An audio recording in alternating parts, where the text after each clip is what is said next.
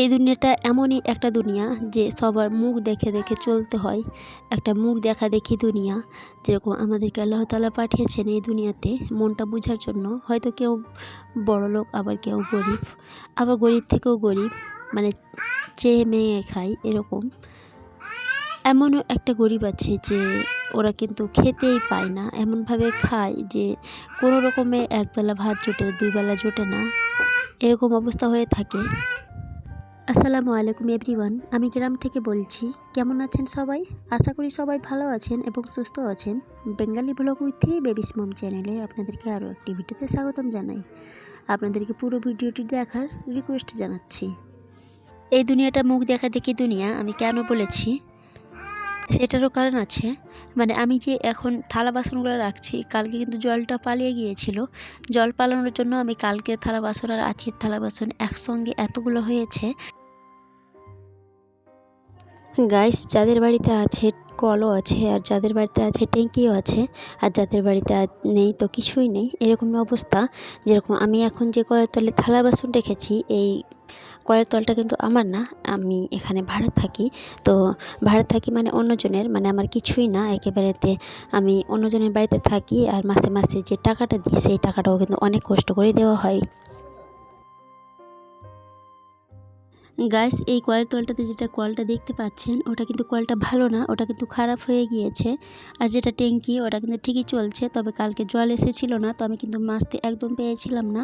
আর দেখছেন যেগুলো থালা বাসনে যে মাছিগুলো বসছে, এগুলো কিন্তু অনেক মাছি চলে আসে। আমি যতই পরিষ্কার করে রাখি না কেন বারান্দাটাতে, তো বারান্দাটাতে দেখা যায় পুরো বারান্দাতে একেবারে মাছি মেলা লেগে যায়, এরকম অবস্থা।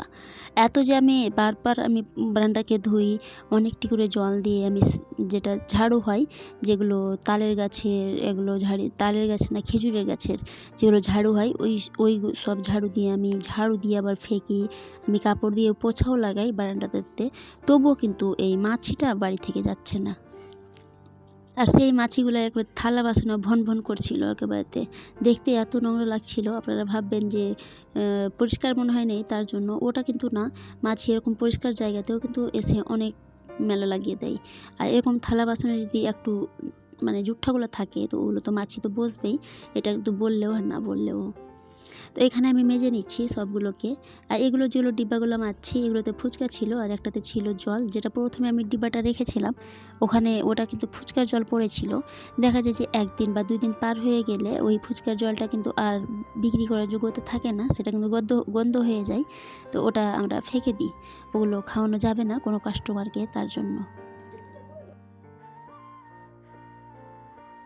তবে যে আমরা যে ফুচকা বিক্রি করি তা কিন্তু নয়। এবার আমরা এই বাড়িতে আমরা ভাড়া থাকছি, তো বাইরে একটা বারান্দা আছে। তো ওখানে সাবিনা বাবু ভাবলো কি এবার ঈদে না হলে ফুচকা বিক্রি করব। তো আমি কিন্তু আমার মনটা এতটা ছিল না যে আমি ফুচকা বিক্রি করব। তো সাবিনা বাবু বললো যে না, ঈদের দিনটা বিক্রি করে দেব, তো কিছু টাকা যদি বেরোয় তবুও ভাড়াটা দেওয়া হবে। তো সেটা ভেবেই আর ফুচকাটা বিক্রি করা আর কি, আর তারপরে কিছুই না। তো ঈদের দিন বিক্রি করেছি, আর ঈদের তার আগের দিন মানে যদি চাঁদ রাত যেটা বলে, সেটা রাত্রে কিন্তু ঘুমাতেই একদম পেয়েছিলাম না। ফুচকা ভাজা সব কিছু কাজ করা একটাতে অনেক, মানে অনেক অনেক কাজ করতে হয়েছিল সেদিনকা। ফুচকা ভাজা, ভর্তা করা, ডিম সিদ্ধ করা, চটপটি করা, এসব মিলিয়ে সব রকমের কাজ মিলিয়ে অনেকটাই রাত্রি হয়ে গিয়েছিল। অনেকটি রাত্রি সেদিনটা ঘুমিয়েছিলাম। আবার ঘুমালাম তো একটু সুখের যে ঘুম পারবো সেটা কিন্তু না, আবার সকালে উঠেই তাড়াতাড়ি করে দোকান লাগানো ছিল। কারণ ঈদের মেলা যেহেতু, তো ছেলের মানুষরা তো যাবে নামাজ পড়তে, আর সব দিকে অ্যাভেলেবেল থাকে না মেয়েদের জন্য নামাজ পড়ার। তো ছেলের সাবিনাবু ঘুম থেকে উঠে আর শুধু দোকানটা লাগিয়েছিল, যেহেতু টেবিলটা ভারী, তো ওটা লাগানোর পরে আর ও কিন্তু নামাজ পড়তে চলে গিয়েছিল। আমার 3টি বাচ্চা, যে আমি এত এরকম করে কষ্ট করে ওদেরকে গোসল করিয়েছিলাম, কোনো রকম করে মেনটেন করে, দোকানটা ছেড়ে ছেড়ে এসে ওদেরকে গোসল করানো, দোকানটা ছেড়ে ছেড়ে এসে ওদেরকে জামা কাপড় পরানো, এরকম করে করে আমি পড়িয়েছিলাম। আর আমি তো গোসল করেছিলাম না, যখন এসেছিল নামাজ পড়ে তখন আমি গোসল করতে পেয়েছিলাম।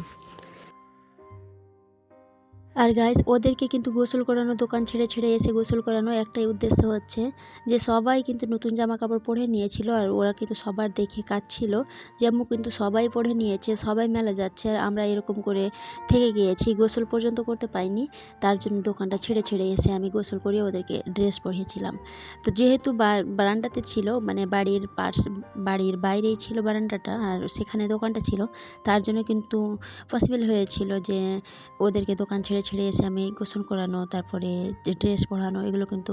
তারপরে মেন গেটটা আমি একটু খুলে রেখেছিলাম যেহেতু দোকানটা যেন দেখতে পাই, আর না দেখলে তো অসুবিধা, ছাগল এসে খেয়ে নিতে পারে ফুচকা বা চটপটি বা ফেঁকে দিতে পারে। ওটা কিন্তু ওদের ছাগলদের কোনো বুদ্ধি নেই যে এটা আমি আকাম করে দিব তো ওর লস হয়ে যাবে, তো সেটা আমাকেই কিন্তু মেনটেন করতে হবে। তার জন্য এইভাবে আমি মেনটেন করে ওদেরকে পড়িয়ে দিয়েছিলাম। আর আমার যে বললাম যে নামাজ পড়ে আমি গোসল করেছিলাম, তো নামাজ পড়ে আসার পরে, মানে সাবিন নেবুর নামাজ পড়ে আসার পরে আমি গোসল করতে লাগলাম। তো এত আমার ছোট বাচ্চাটা কাঁদছিল, আমার ছেলেটা, যে কিছু বলার না। তো আমি গোসল করতে একদম আমি পাচ্ছিলাম না, তো আমি গিয়েছিলাম ওর দিদাদের বাড়ি একটু ধরাতে। তো আমি ধরাতে গেলাম, তো এসে নিবে আগ্রহ করে, তাহলে তো নেওয়া হবে। ও ছাদের উপর থেকে আই আই আই বলছে, তো ওইভাবে কিন্তু বাচ্চা কিন্তু কোনো দিনই যাবে না, আই আই বলছে, ও কাঁদছে। তো আমি ধরাতে গেলাম আশা করে একটু ধরিয়ে এসে আর আমি তাড়াতাড়ি করে গোসলটা করে নিব। আর তার বাদবাকি তো বাড়িতে কাজ থাকে, ওটা কিন্তু না বলাতেও কতটা যে কাজ থাকে, যারা সংসারে বাস করে তারাই কিন্তু জানে, বাদবাকি কেউ কিন্তু জানতে পারবে না। তো আমি ধরাতে গেলাম, তো ধরলো না, তারপর বাড়ি আসলাম। তারপর আবার সাবিনের বুকে আমি ধরালাম, ও কিন্তু দোকানে ছিল, আবার বাচ্চাকেও ধরেছিল। আর আমি এদিকে তাড়াতাড়ি করে গোসল করেছিলাম, এত তাড়াতাড়ি গোসল করেছিলাম যে খুবই তাড়াতাড়ি করে গোসল করে আবার। তো গাইস এখন যেগুলো আমি বড় ডিশ রাখলাম ওগুলো কিন্তু চটপটি করেছিলাম, সেটাতে ওই চাঁদ রাতের দিনই আমি চটপটি করেছিলাম। আর তারপরে মেজেছিলাম, তারপর কিন্তু ফুচকা ভেজে ভেজে রাখছিলাম, কারণ ঈদ হওয়ার পরেও কয়েকদিন ধরে আবার ফুচকাগুলো বিক্রি করছে। তো আমি ভেজে ভেজে এই ডিশটার উপরে একটা ঝুড়ি রাখি, যেটা বিল বিল থাকে, ওটা রেখে আর আমি ফুচকাগুলো রাখি। আর তেলটা যেটা থাকে এটার নিচে এই ডিশটাতে পড়ে যায়, তো তারপরে প্লাস্টিকে ঢেলে দিই যেন নরম না হয়ে যায় ফুচকাগুলো। তো তার জন্য এই ডিশটা মাজছি। আবার ভাববেন না যে এত কেন বাসনপত্র ওপেতে দুদিনে জোগাড়, তো সেটার জন্য না, আমার এক্সট্রা যে রান্না হয় সেটার জন্য এতগুলা জিনিসপত্র মাজতে আছে।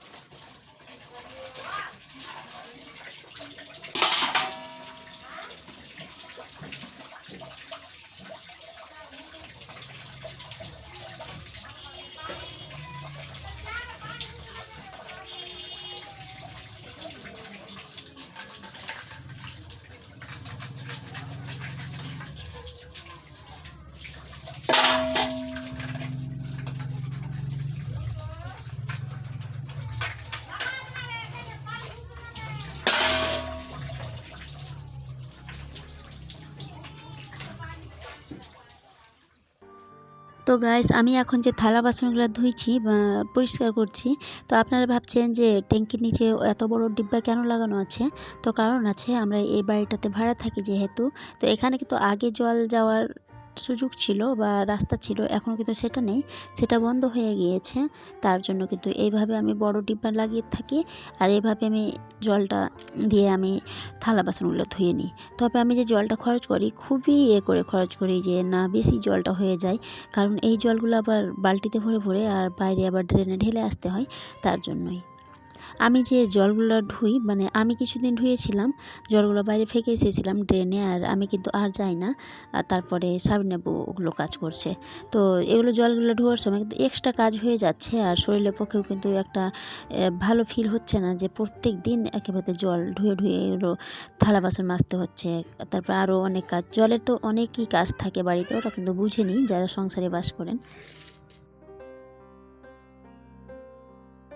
গাইস আমি যে থালা বাসনগুলো মাজলাম সেগুলো এখানে আমি আংনাতে আমি সবটা বিছিয়ে দিয়েছি, কারণ এখানে আমি বিছিয়ে তারপরে আমি যেগুলো থালা বাসন মেজেছি সেগুলো এখানে শুকতে দিয়ে দিব। দেখা যাবে যে আমি যে ঝুড়িতে রাখবো তো ওখানে জল জল হয়ে যাবে, তার জন্য এখানে আমি সবটা বিছিয়ে দিয়েছি। আর এখানে আমি যতটা মেজেছি ততটা আমি শুকতে দিয়ে দিব, শুধু বাদ বাকি আমি দিব না যেগুলোতে আমি রান্না করব। এখন যেগুলোতে রান্না করব সেগুলো আমি শুকতে দিব না, তবে আমি যেগুলোতে রান্না করছি বাড়িতে আমি ইউজ করছি ওগুলো শুকতে দিয়ে দিব। ওখানে শুকালে বেশি ভালো হয়, ঝুড়িতে রাখলে আর জলটা নিংড়ে পড়বে না আর ঝুড়িটার নিচে আর জলটা জমবে না।